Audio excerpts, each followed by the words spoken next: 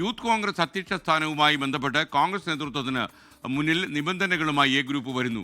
Working പ്രസിഡന്റായുള്ള Binu ചുള്ളിയലിൻ്റെ നിയമനം പുനഃപരിശോധിക്കണമെന്നാണ് അവരുടെ ഏറ്റവും വലിയ ഡിമാൻഡ്. അല്ലെങ്കിൽ എ ഗ്രൂപ്പിൽ നിന്ന് 2 പേരെ കൂടി വർക്കിംഗ് പ്രസിഡന്റ് ആക്കണം.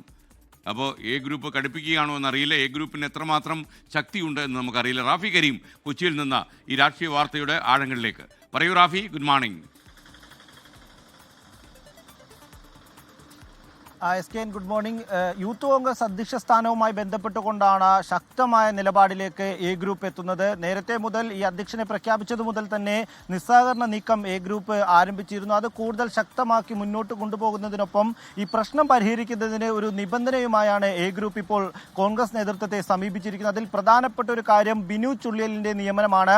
വർക്കിംഗ് പ്രസിഡന്റ് സ്ഥാനത്തേക്ക് ബിനു ചുള്ളിയലിനെ നിയമിച്ചത് റദ്ദാക്കണം. അല്ല എന്നുണ്ടെങ്കിൽ യൂത്ത് കോൺഗ്രസിലെ എ ഗ്രൂപ്പിന്റെ മുതിർന്ന നേതാക്കളെ 2 പേരെ വർക്കിംഗ് പ്രസിഡന്റുമാരാക്കി നിയമിക്കണം. ഒപ്പം തന്നെ ഒഴിവ് വന്നിരിക്കുന്ന 3 വൈസ് പ്രസിഡന്റ് സ്ഥാനങ്ങളിലേക്കും യൂത്ത് കോൺഗ്രസിൽ എ ഗ്രൂപ്പിൽ നിന്നുള്ള ആളുകളെ പരിഗണിക്കണം. ഈ ആവശ്യമാണ് നേതൃത്വത്തിനു മുന്നിൽ നിലവിൽ എ ഗ്രൂപ്പ് വച്ചിരിക്കുന്നത്. ഇതുമായി ബന്ധപ്പെട്ട് കോൺഗ്രസുമായി ചർച്ച നടത്തുന്നതിന് ഷാഫി പറമ്പിലിനെയാണ് എ ഗ്രൂപ്പിലെ മുതിർന്ന നേതാക്കൾ നിയോഗിച്ചിരിക്കുന്നത്. ഇതുമായി ബന്ധപ്പെട്ട് ഷാഫി പറമ്പിൽ ഈ കോൺഗ്രസ് നേതൃത്വവുമായി ചർച്ച നടത്തും എന്നുള്ളതാണ് മനസ്സിലാക്കാൻ കഴിയുന്നത്. അങ്ങനെയെങ്കിൽ ഈ സ്ഥാനങ്ങൾ ലഭിച്ചില്ല എങ്കിൽ നിസ്സഹകരണവുമായി മുന്നോട്ട് പോകാനാണ് യൂത്ത് കോൺഗ്രസിന്റെ തീരുമാനം, എ ഗ്രൂപ്പിന്റെ തീരുമാനം. അതിൽ ഏറ്റവും കൂടുതൽ ബാധിക്കാൻ പോകുന്നത് ബിനു ചുള്ളിയലിന്റെ നിയമനത്തെയാണ്. കാരണം വർക്കിംഗ് പ്രസിഡന്റ് എന്ന കേട്ടുകേൾവിയില്ലാത്ത പദവി യൂത്ത് കോൺഗ്രസ് സംസ്ഥാന നേതൃത്വത്തിലേക്ക് കൊണ്ടുവരുന്നു. അങ്ങനെ കൊണ്ടുവരുമ്പോൾ നിലവിൽ യൂത്ത് കോൺഗ്രസിന്റെ തെരഞ്ഞെടുപ്പ് സംവിധാനത്തിലോ അല്ലെങ്കിൽ യൂത്ത് കോൺഗ്രസിന്റെ സംഘടനാ സംവിധാനത്തിലോ ഭാഗമല്ലാത്ത ബിനു ചുള്ളിയലിനെ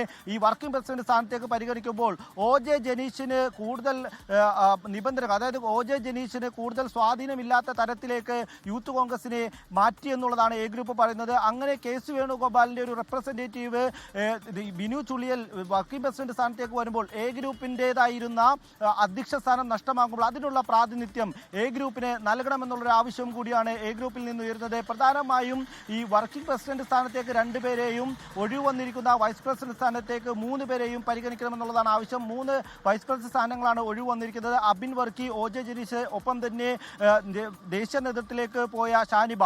ഈ 3 സ്ഥാനങ്ങൾക്ക് പകരം എ ഗ്രൂപ്പിൽ നിന്നുള്ള പേരുകൾ തന്നെയാണ് മുന്നോട്ട് വയ്ക്കുന്നത്. ഈ നിബന്ധനകൾ ഉടനെ തന്നെ അംഗീകരിക്കണമെന്നുള്ള ആവശ്യമാണ് എ ഗ്രൂപ്പ് മുന്നോട്ട് വയ്ക്കുന്നത്.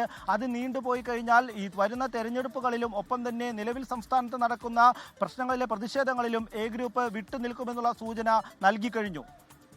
ലോകത്തെവിടെയായാലും ഏത് സമയത്തും 24 വാർത്തകളും ഓഗ്മെന്റഡ് റിയാലിറ്റി പാക്കേജുകളും എക്സ്പ്ലെയിനറുകളും വിശദമായി കാണാൻ ഞങ്ങളുടെ യൂട്യൂബ് ചാനൽ നിങ്ങൾക്ക് സബ്സ്ക്രൈബ് ചെയ്യാം.